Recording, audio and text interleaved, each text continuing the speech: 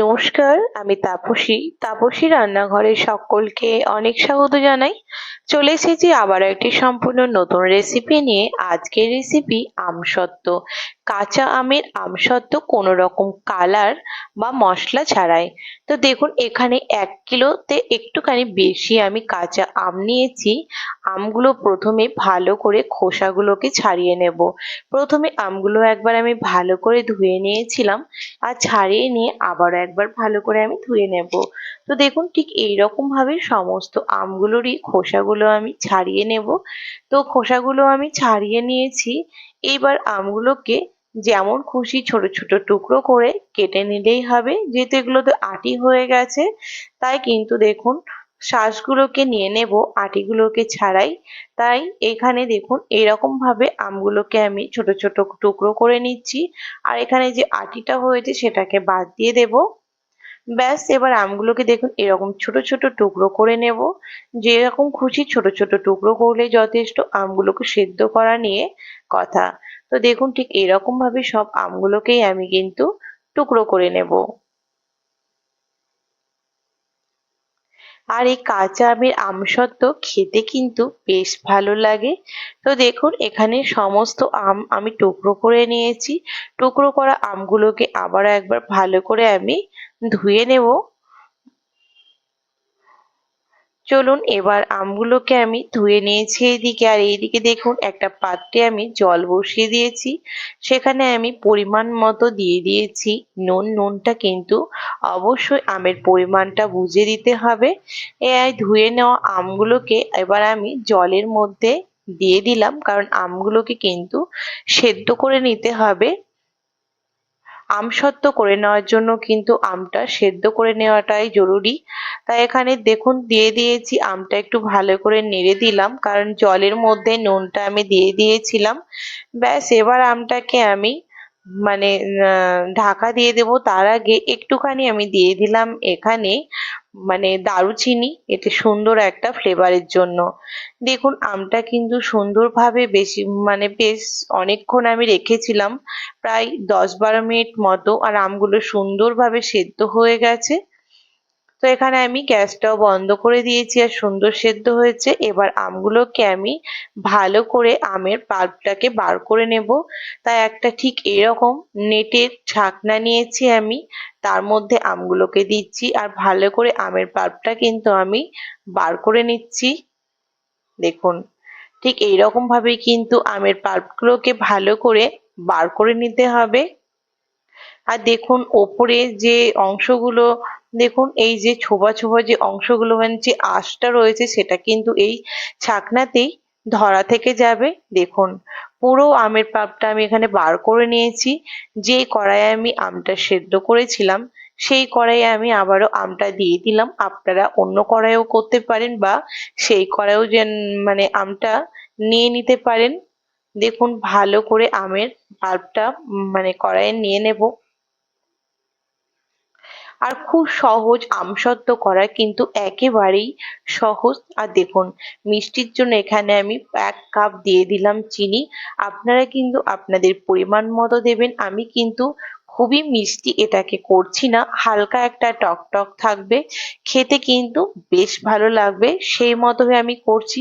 যদি আপনারা আমসত্ত্বকে আরেকটুখানি মিষ্টি খেতে চান বা আপনাদের পরিমাণ মতো, সেক্ষেত্রে কিন্তু আপনারা চিনি কম বেশি এখানে করতে পারেন। এখানে এবার আমি তখন দিয়েছিলাম এমনি নুন, আর এখন এখানে আমি একটু টেস্টের জন্য এখানে আমি দিয়ে দিলাম বিট নুন। আর দিয়ে দিচ্ছি এখানে আমি একেবারেই কম পরিমাণে দিয়ে দিলাম এখানে আমি গোলমরিচ গুঁড়ো। খেতে বেশ ভালো লাগবে ঠিক তার জন্য। এবার এখানে কিন্তু মাঝে মাঝে বেশ একটুখানি সময় বাদ বাদ ভালো করে কিন্তু এটাকে নাড়াচাড়া করতে হবে, নইলে কিন্তু নিচে এখানে লেগে যেতে পারে। আর এবার কিন্তু আমসত্ত্বটা বানানোর জন্য পারফেক্ট একটা ঘনত্ব এসে গেছে। আপনারা কিন্তু জলের মধ্যে নিয়েও দেখতে পারেন, বা দেখবেন একটু শক্ত হয়ে যাবে, বা এরকম পাত্রের মধ্যে নিয়েও দেখবেন একেবারেই কিন্তু মানে যখন আর কি সরে যাবে না, একটা থিকনেস থাকবে, ঠিক তখনই কিন্তু বুঝতে হবে এটা হয়ে গেছে। এবার দেখুন একটা থালার মধ্যে আমি কিন্তু তেল মাখিয়ে নিয়েছি। আপনারা তেল বা ঘি যে কোনো একটা মাখিয়ে নিতে পারেন। আর যেহেতু আমি এই আমসত্ত্বটা একদম একটু মানে মোটা করে করতে চাইছি, পাতলা করে নয়, তাই একটা থালাতেই কিন্তু আমি পুরোটা দিয়ে দিয়েছি। আপনারা যদি পাতলা করে আমসত্ত্বটা করতে চান তাহলে এখানে দুটো বা তিনটে থালা ব্যবহার করতে পারেন। দেখুন দেখে নিশ্চয়ই বুঝতে পারছেন আমি অনেকটাই মোটা করে করেছি, যেহেতু এগুলো আমি ওই চৌকো বা বরফি শেপে করব তার জন্য। তো চলুন এবার এটাকে আমি রোদ্রে দিয়ে দেব। আপনারা চাইলে কিন্তু এটাকে ফ্যানের হাওয়াতেও শুকাতে পারেন বা রোদ্রেও শুকাতে পারেন। দেখুন আমি এখানে আপনাদের 3 দিন পরে দেখাচ্ছি। যেহেতু আমি রোদ্রে দিয়েছিলাম আর ফ্যানের হাওয়াতেও শুকিয়েছিলাম, আর শুকোতে দেওয়ার সময় দেখুন এখানে আমার হাতটা পড়ে গেছিল, তাই এই জায়গাটা বসে গেছিল প্রথমেই। আর দেখুন খুব সুন্দরভাবে একদম শুকিয়ে গেছে। আর যেহেতু আমি বলেছিলাম বরফি শেপেই করব, তাই দেখুন কতটা মোটা করে আমি এখানে বানিয়েছিলাম এটাকে। দেখুন কতটা মোটা আর কত সুন্দরভাবে এটাকে শুকিয়েছে। আমসত্ত্ব বানানোর জন্য যে আপনাকে রোদ্রে শুকাতেই হবে এমনটা নয়, পাখার হাওয়াতেও কিন্তু সুন্দরভাবে আমসত্ত্ব শুকিয়ে যায়।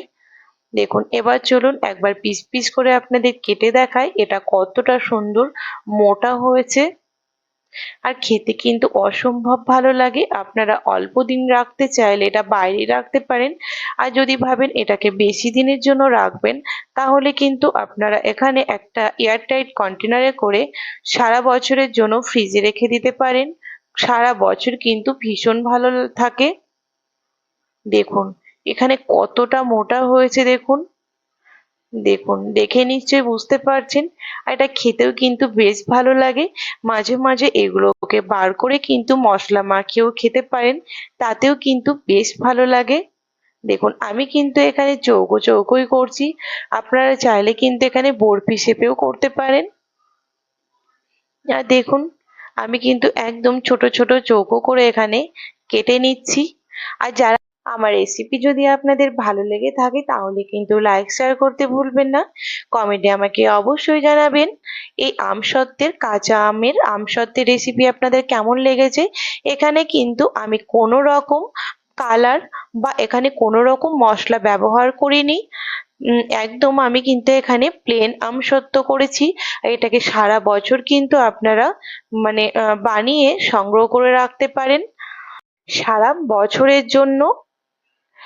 আর যারা এখনো আমার চ্যানেলটিকে সাবস্ক্রাইব করেনি তাদের অনুরোধ জানাচ্ছি, যারা ইউটিউব থেকে দেখছেন প্লিজ আমার চ্যানেলটিকে সাবস্ক্রাইব করে পাশে থাকা বেল আইকনটি প্রেস করুন, যেন আমি নতুন ভিডিও আপলোড করার সাথে সাথে নোটিফিকেশন প্রথম আপনাদের কাছে পৌঁছে যায়। আর যারা ফেসবুক পেজ থেকে দেখছেন প্লিজ পেজটিকে ফলো করে দেবেন। দেখুন এইরকম একটা কন্টেনারে করে আমি রেখে দেব, আর কাঁচের পাত্রে কিন্তু ভীষণ ভালো থাকে। এবার মুখটা লাগিয়ে রেখে দেব। এরকম ভাবে আপনারাও কিন্তু সারা বছরের জন্য স্টোর করে রাখতে পারেন। তো আজকের রেসিপি এই পর্যন্তই ছিল। দেখা আবারও একটি নতুন রেসিপির সাথে খুব তাড়াতাড়ি আবারও একটি নতুন রেসিপি নিয়ে হাজির হয়ে যাব।